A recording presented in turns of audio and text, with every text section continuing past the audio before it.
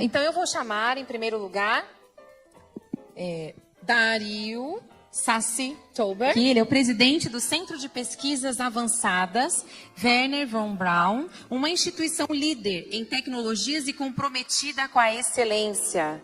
Pode dar uma salva de palmas, pessoal. E a ideia é que você pense aí, como eu posso me envolver com isso também? Como eu posso utilizar isso para defender o legado cristão onde eu estou, na minha comunidade, ok? Então, é com esse espírito, com essa ideia que nós vamos ouvir agora. Primeiro, o Dario. Obrigada, viu, Dario? Obrigado. Fique à vontade. Boa tarde. Agradeço muito o convite do Christian Halls, da Gaba e do Lucas pela oportunidade. Eu tenho 15 minutos para falar. O convite foi para falar do que a gente está propondo aqui no Brasil para essa liberdade e também a origem, né, o histórico que a gente teve para chegar a montar alguma coisa que possa contribuir para esse objetivo que está sendo tão bem anunciado hoje aqui. Eu sou o diretor e fundador do Centro von Braun, é uma instituição genuinamente brasileira e começou em 2001. E nós vimos, né, desenvolvendo tecnologias aqui no Brasil, principalmente buscando a independência do Brasil de várias fontes de tecnologia ou de conhecimento estrangeiro. Mas eu vou falar um pouco da origem, do onde surgiu a ideia de colocar um nome como Centro von Braun e o que a gente faz e qual que é a proposta que a gente está trazendo para o homeschooling e para a liberdade.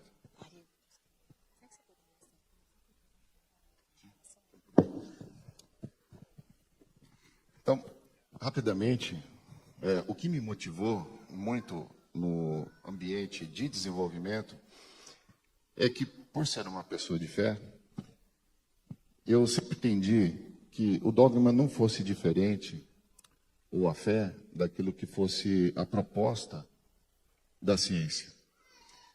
Em geral, quando você busca, eu busquei num dicionário qualquer aí, que dogma é um conjunto de princípios que são inquestionados, verdadeiros e às vezes são impostos. E aí, diferentemente daquilo que seria a filosofia. Filosofia é algo que é racional, que você discute, que você é aberto a ideias, que as coisas podem mudar. E eu fiquei muito intrigado com essa ideia, porque eu achava que, no fundo, o mecanismo pelo qual a gente usa para fazer ciência, ele tem uma origem que está no mesmo ambiente do dogma. Qual é o exemplo mais simples que a gente pode anunciar sobre o que é um dogmatismo? Aquilo que todo mundo fala, você acredita, você tem fé. Qual é o exemplo mais simples disso? Provavelmente vocês imaginaram alguma coisa ligada à fé ou à religião. Mas nas minhas reflexões, essa foi a origem, eu estou contando a origem de onde eu criei o centro, é a matemática. Eu desafio alguém, em algum momento da vida, a achar, por exemplo, um círculo perfeito. Isso não existe na prática. Ou uma reta infinita. O número 2. Essas são construções base da ciência, mas elas são todas dogmáticas. Não é possível provar que existe um círculo perfeito.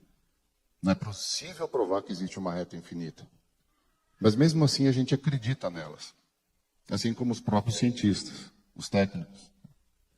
Às vezes eles não percebem isso. O Platão, 500 anos antes de Cristo, ele entendeu que os fundamentos, os blocos naturais fundamentais da natureza são figuras geométricas. É a matemática. Depois, Kepler, ele imaginou que esses mesmos objetos matemáticos serviam para descrever o cosmos. Ou seja, desde o elemento mais simples ao elemento mais universal, esses conceitos matemáticos estão presentes. São eles que são a origem mais básica da ciência. E hoje a ciência moderna faz uso dessa ideia. Se você entender atrás de tudo, falar desse elemento tem outro que é mais básico, até os quartos, os gluons, as partículas. No fundo, você está falando dessas mesmas figuras que foram idealizadas uma vez por Platão. Então, quando a gente pensa retas infinitas, figuras geométricas, conceitos que não são tangíveis, a gente também consegue fazer uma similaridade hoje com os mesmos conceitos que nós todos aqui cremos, que é o divino. O divino tem a ideia de vida infinita, ele tem o conceito de virtudes plenas, que é possível ter virtudes plenas, amor e ódio, mas você não consegue isolar isso no laboratório. Assim como você não consegue descobrir um círculo perfeito. Para além do mundo criado, então essa foi a minha conclusão, a minha motivação para a criação desse centro. Existe no coração das pessoas um entendimento transcendente. No fundo, você vai chegar àqueles conceitos essenciais, mas a matemática em si, ela não é per se algo existente, único, sozinho, isolado. Ela sempre parte de alguém que está pensando ela, que está concebendo ela. Ela é inerente ao ser humano. Você não consegue dissociar a matemática de uma mente humana, de um coração humano. Essa percepção teve o Dr. von Braun. O Dr. von Braun, para quem não sabe, ele é o pai das viagens espaciais. Foi ele que criou as primeiras máquinas que levaram o homem ao espaço e até a Lua. Isso me motivou muito porque a motivação dele era um dia ele colocar a mão nesse divino, naquilo que é o que o Platão chamava de formas ideais. Ele tocar aquilo que é a matemática e ao mesmo tempo Deus. O que ele imaginava? Imaginava, estava no céu. E essa busca é que levou a ele a ter a construção de máquinas, de envolver governos, indústria, universidades e movimentar o mundo inteiro num projeto que era levar o homem até o céu. De fato, ele queria colocar a mão lá, nesse divino. Acho que...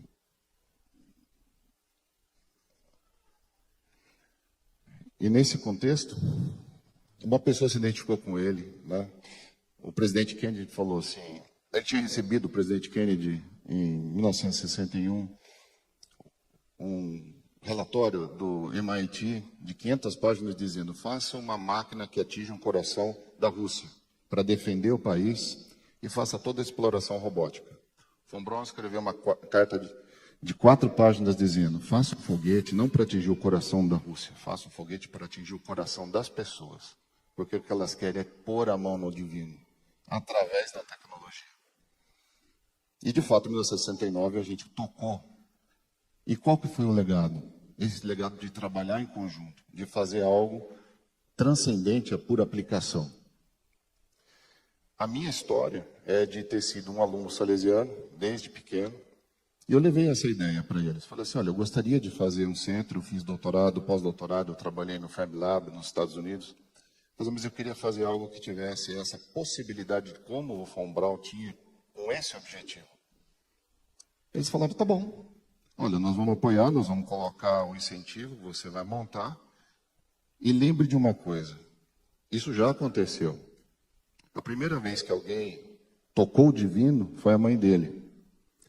E ela disse, para imitar e seguir o que ele mandar. Se você fizer isso, se você colocar sua vontade na vontade dele, de Jesus Cristo, você vai conseguir realizar esse toque imediato, tocar o divino, é estar com Jesus, aprender dela, e aí você segue sempre assim. Porque o desafio que você está colocando, eles me disseram, é ir contra aquilo que veio o legado de toda uma indústria. Se você quer fazer do seu jeito, você não vai ter poder sozinho. Você tem que confiar nele. Imita ela. E aí criamos o Centro von Braun.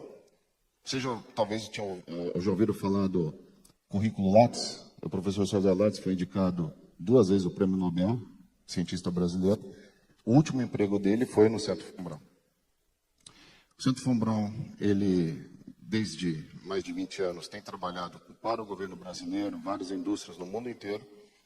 Nós desenvolvemos o que é mais conhecido, aquele chip que está no Sem Parar, um chip eletrônico que fica na etiqueta lá. Ele faz criptografia bancária, segura, com a velocidade de passagem do carro, sem bateria, e foi o primeiro chip do mundo a fazer isso. Nenhum outro país tinha conseguido fazer. Nós estamos avançando em várias aplicações desse tipo.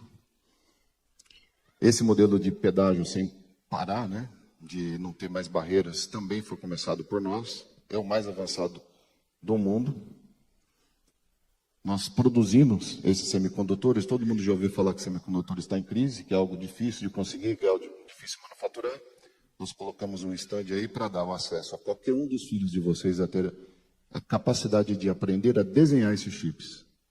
Só existem 3 empresas no mundo que têm tecnologias, ferramentas para poder desenhar chips. Nós desenvolvemos aqui no Brasil toda a estrutura para que qualquer um de vocês, ou filho de vocês, possa desenhar chips do computador de casa. O curso vai ser online, a gente tem uma oferta junto do Christian Halls em breve saindo. A ideia é de que todo mundo possa ter esse acesso. O governo brasileiro, ele conseguia formar só 15, 20 pessoas por ano. Nós vamos levar esse número a 5 ou 6 mil pessoas imediatamente, a partir do ano que vem. Nós provemos serviço para o mundo inteiro, um serviço para, esse aqui é para a Toyota, no Japão, Estados Unidos, de mobilidade, todos os veículos falando com a nuvem, né, e comunicando dados, para rastreamento de fármacos no Japão. E nós lançamos um programa junto do governo federal, em que a ideia de vender semicondutores não é vender o componente, é vender os serviços que estão associados aos componentes. É um programa novo no mundo, ninguém tinha colocado semicondutores nessa forma. Mais ou menos é como aconteceu com o telefone. Antes o telefone só telefonava. Agora, depois ele faz, você dirigir o carro, você compra coisa e assim por diante. A ideia que a gente está fazendo é colocar um chip em cada coisa, um chip eletrônico que pode ser desenhado aqui, como a gente já provou, pode estar presente no remédio, no produto, no pallet, em qualquer objeto, e ter uma aplicação na nuvem. E aí todo mundo pode desenvolver. E o valor é transcendente, ele fica muito maior. Nós estamos desenvolvendo também tecnologias quânticas, tem um grupo que só faz isso, a gente também vai oferecer isso dentro do curso online. E nós estamos conseguindo fazer uso de computadores quânticos para aplicação direta em fábricas aqui no Brasil. Ele também, esse projeto é pioneiro no mundo. Aprender a codificar em computadores quânticos para otimizar processo, fabrício e de aplicação. Para concluir, o legado que eu acho que o Dr. Von Braun deixou de buscar o divino através da tecnologia me motivou demais. Eu espero que motive muitas pessoas. A gente está aberto a dar essa oportunidade para todos. Eu sempre gostei dessa frase do Dr. Von Braun. Se recuse a estar satisfeito com qualquer coisa que não é absolutamente o melhor que possa ser feito. Toda vez que você vai empreender um trabalho. O programa está aberto, vocês podem conhecer, está logo na entrada ali do hall. A plataforma se chama Chip Inventor. E ela pode ser disponibilizada em nuvem. E assim a gente transformar o Brasil e o mundo através dessa ideia de que nós podemos ter a liberdade de fazer o nosso futuro. Pode ser feito em casa. E a gente transcender, conseguir atingir o divino também pela tecnologia.